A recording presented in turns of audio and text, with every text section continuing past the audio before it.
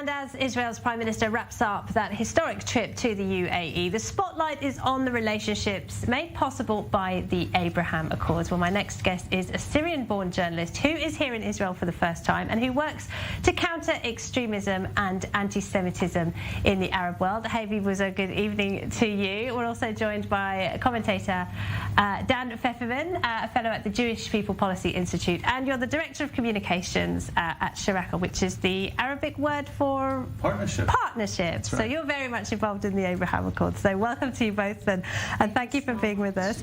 So, Havi, I'll start with you. This is your first trip to Israel. How are you finding it? And how was Miss Universe, which you were covering last night, right? First of all, I'm so happy to be here. This is my first time, and Miss Universe was amazing. I was just so impressed with the organization. Everything was just perfect.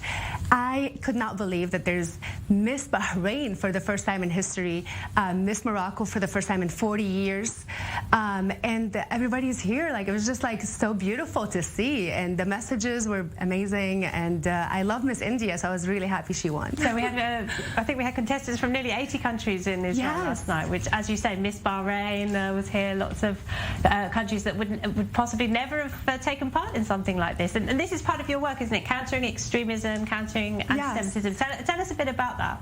So, I mean, this is an basically it's a historical times, right? And yesterday was just another proof to see what's happening. Things are changing. People are coming together, and this is what I'm here to do. I am starting a new show called Yalla, Let's Go, and it is actually in Arabic to promote people-to-people peace in the Arabic language.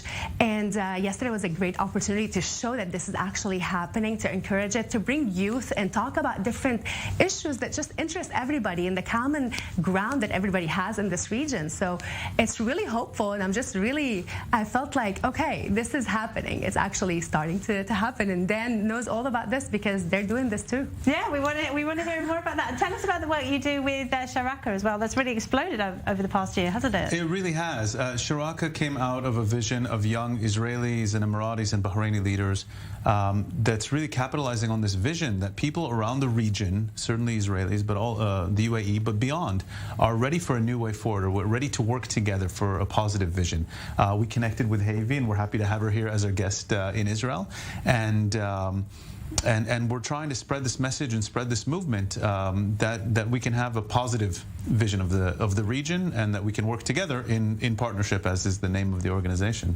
What about those, though, in the Arab world? Because there is some negative reaction to what's going on in the Arab world at the moment. What about those that say, you know, you're just trying to push aside the Palestinian issue? You can't go and have peace between Israel and Arab countries if you don't address this first. What would you say to those people? I say no one's trying to push aside any issue. The tried and failed strategy of let's deal with the Palestinian issue first and then we'll get to the region has clearly failed everybody, especially the Palestinians, for the past 70 years. So the visionary leaders in the UAE, in Bahrain, in Morocco, and here in Israel said, let's try a new path. Let's bring together Israel and maybe the far-reaching countries that didn't have hostile relations before. Let's try to build a positive momentum. Let's try to get to know each other.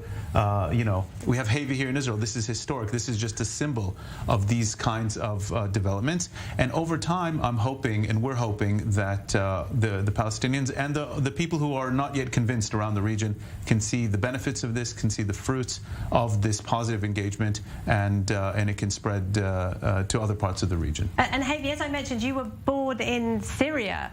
And you live now in the United States, but given your Syrian heritage and given the fact that Israel and Syria are very much technically still at war, what kind of reaction do you get from Syrians and from people in the Arab world?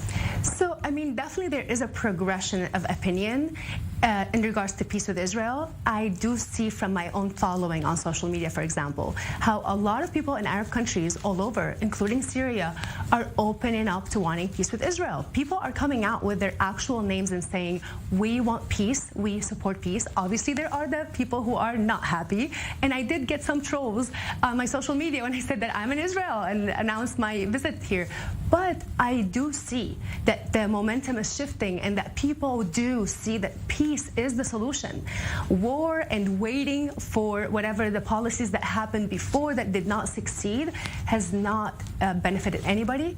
That this is the region where we're all here to stay, and we better work together to make a better future for our children and our grandchildren. And what are your thoughts when you look at what's happening in the region now? Just a year ago, I mean, people were saying that this would have been impossible. I mean, how do you feel about how it has blossomed, and how do you think public opinion is changing? Yeah, I mean, I've been a student of the region for all of my adult life, essentially, and I'm constantly pinching myself to see that this is indeed real. But every time I go to visit the Gulf, every time I have interactions, either online or elsewhere in the world, with people from all over the Arab and the Muslim world, it's clear that there's a real movement here. Something's changing. And if you look at opinion polls taken across, and it's hard to get a good feel from opinion polls, but you do see, especially among the younger generation, a warming up to this idea.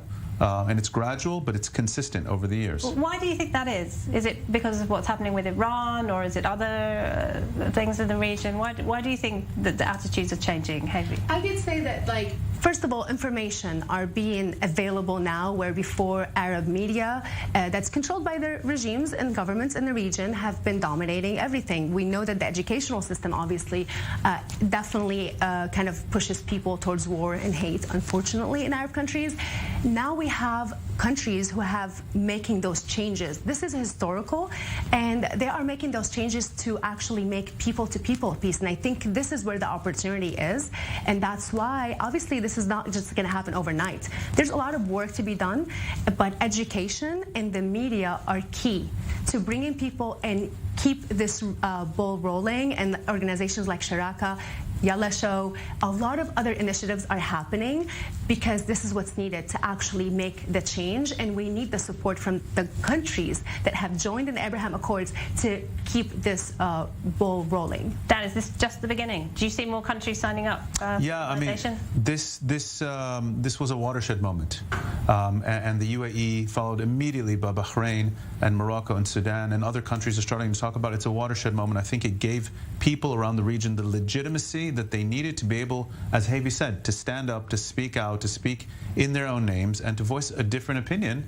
So I think it's really just the beginning, and we're very hopeful, and this is what we're doing, this is what Heavy's doing, it's what we're trying to cooperate on, to get more and more people on board. And Heavy, just finally, you're here in Israel. What are you hoping to see while you're here? Everything. And I was in the beginning worried, oh my God, like, I'm leaving my children, I have small children, and I'm leaving them, and I'm like, oh my God, I cannot stay away from them for that long. But when I came here, I'm like, there's so much I want to see, and people I want to meet, and things I want to do. So I feel like I just want to see as much as I can. I want to do some interviews for Yalla and actually just connect people. I want to bring people together. I want people to see Israel from a different perspective, and I can't wait to see that and share it with everybody. And your show's called Yalla? Yalla, let's go. Where can we catch that? Where can people find that? So you can find it now on social media. We just started posting, so follow us on Watch Yalla, and definitely we're going to be doing a lot of work, so stay tuned.